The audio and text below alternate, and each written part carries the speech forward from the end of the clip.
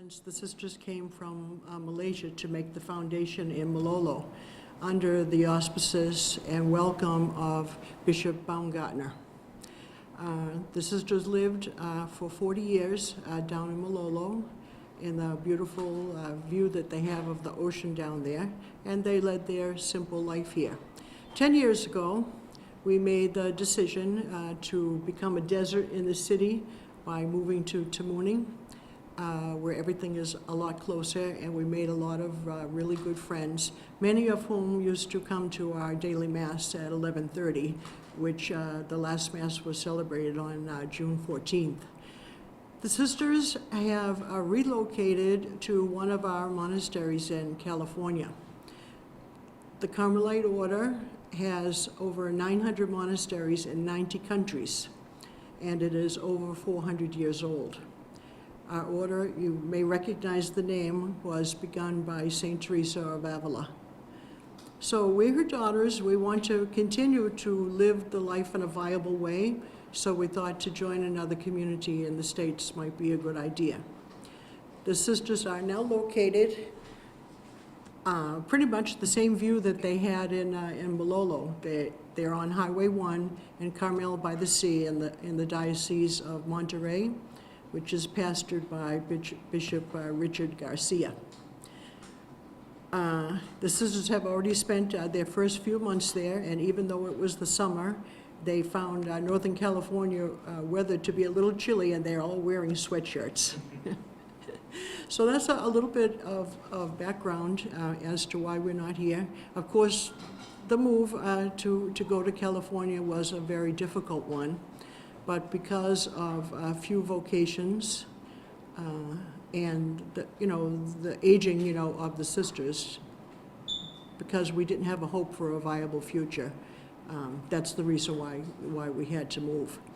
Some people may be aware that some young women have left Guam, to enter Carmel. That is under the influence of the Neo-Catechumenal Way. That monastery is not a mainstream Carmelite monastery as we are. It follows a different set of constitutions. And since we have our own Carmelite way of life to lead, for us it was not the proper thing to admit the influence of the Neo-Catechumenal Way into our community. So in some ways we probably harmed ourselves, by doing that. But anyway, we pray for those from Guam who have gone and joined this community, the community of which I understand Father Pius is the spiritual director in Morristown, New Jersey. Okay, so I hope that answers, to why the Carmelites have sorrowfully left Guam during their golden jubilee of being in Guam. So now I want to go back a little bit about the history. It's been difficult all of these times while we've been suffering all the problems, in the Archdiocese, and a lot of attention has been given to the property in Yona, which now houses the Redemptoris Mater Seminary. When the relics of St. Therese made their wonderful visit to Guam, the Carmelite nuns went out of the cloister and went to the cathedral to welcome the relics there.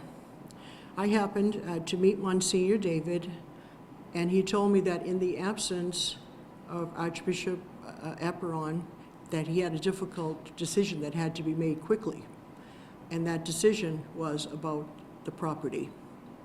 I do not know who were the persons who found about the property, who secured the loan, anything about the Archdiocesan Finance Council and their hand in it. I do not know any of that. What I knew was that the Carmelite nuns devote their lives in loving prayer in the heart of the church, and our focus is on prayers for the priesthood. So realizing that there was no opportunity to form, priests from Guam, I took a great interest in the Archbishop's direction of acquiring the land and to start up whatever kind of seminary would be a help, for Guam. I had a telephone conversation, rather even late at night, with Archbishop. And he told me that the loan had been secured. It was considered a sweetheart loan from the Bank of Guam, and that the interest would be $15,000 US per month. Well, living in Malolo and understanding how life in Guam, was lived very simply down there, I understood that $15,000 a month would be a lot, for the Archdiocese. Thinking of how we could advance the project, I have a lot of associates in the Carmelite monasteries in the United States. I have a position there that allows me to know a lot of people. And so without saying anything to Archbishop, I picked up my phone and called to the States. And as the good Lord would have it, I very easily secured the entire amount of $2 million for the purpose of the Yona property. So for all the writing and who is this shadow person, and even some of the documents that Father Pius had written said that he was the donor and he is still alive and he may cause a lawsuit. There was no he, it was a she, and it was me. So the truth of where the money came from, it's as easy as that. I didn't want to engage myself any further. I want to preserve my quiet life in Carmel in the cloister. So I didn't admit any of my ideas, what I thought should be done with the property or what I thought the seminary should become. My only idea was, my clear thought was that the property belonged to the Archdiocese of Agana. We knew that it would be for the education of priests. We knew that. We never said anything about the Redemptoris Mater Seminary. We didn't even know anything about that entity. We never said anything about the Salvatoris Theological Institute because it wasn't even created at that time. Already more than a year of people blogging and talking and being upset and all kinds of legal action taken and accusations. Well, all of this, I'm still knowing in my heart that I have this truth. So since the Carmelite nuns will be leaving and the nuns are not here, all this time, part of my hesitation was to respect the process, okay? And I also wanted to protect the community from any, repercussion that would be negative, for the community.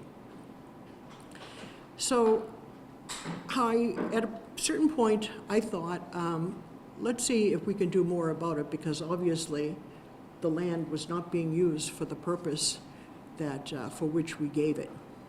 So when it became public about the deed of restriction, I happened at the same time to be going to one of my council meetings in the United States, and I went to this very community which had given the money. And because we're friends, I was sitting in Mother Superior's office in the afternoon, and we were just chatting. She was opening her mail, and we were just talking. And I was over here. She was at her monitor, and then she said, "Hey," she said, "come over here." She said, "Here comes an email from your Archbishop." So I just rolled my chair over, and we both sat there and looked at the email from Archbishop Apron. Archbishop Anthony Apron had asked the sisters who had given the gift to say that they had purposely earmarked that gift for the Redemptoris Mater Seminary and for the Salvatoris Theological Institute of Oceania. That was completely untrue. We immediately followed up with forwarding that letter to the nuncio in New Zealand. It was immediately forwarded to Rome, and at that, we immediately submitted everything to the attorney in St. Louis. The attorney reviewed everything. Our response was very simple, to say that We could not admit to what he wanted us to do because it was a lie. So the attorney in St. Louis said we certainly could litigate, but being Carmelites, we probably would not want to do that. And we left it at that. When I came back, I still wasn't finished with it. I made an appointment with Archbishop Apron, and we sat just as close as we are now. And I asked him, I said, Archbishop, why did you send that letter indicating that we had donated that property and allowing for the deed of restriction when you know it was not true? He reacted, he said, I'm not the one who did it. Pius and they did it. They framed the letter. It's a little bit dramatic, isn't it? That I would be on the other side of the world, sitting right at the desk when that letter came in. So, yeah, it's too bad, I guess, that Father Pius and they framed that letter, because the nuns in the States completely denied it. We sent the letter back, saying we were not aware of those entities, nor would we have ever given, and that we don't appreciate the deed of restriction in perpetuity put over the property in Yona. Pretty toxic environment for the nuns to live in.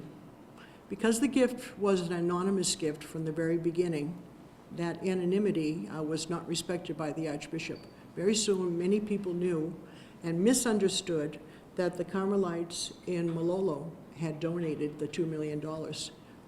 The Carmelite community in Guam has never even had a savings account. We have our checking account like anybody else. We want to make sure that it's going to cover the bills. So it did us a lot of harm that he didn't keep the anonymity of the gift, and I told him that. But that's all water under the bridge.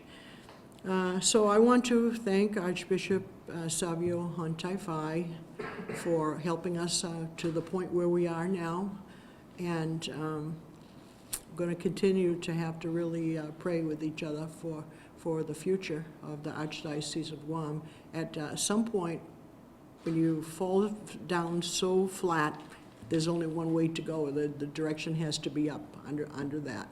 So let's just say it's not even going to be a new chapter. Let's hope that we have a whole new era when Bishop Michael Burns arrives. And the Carmelites, even though they are in California, they still will be the Carmelites of Guam, and we'll certainly be praying between now and the future for the Archdiocese and all the people of God in Guam. Thank you.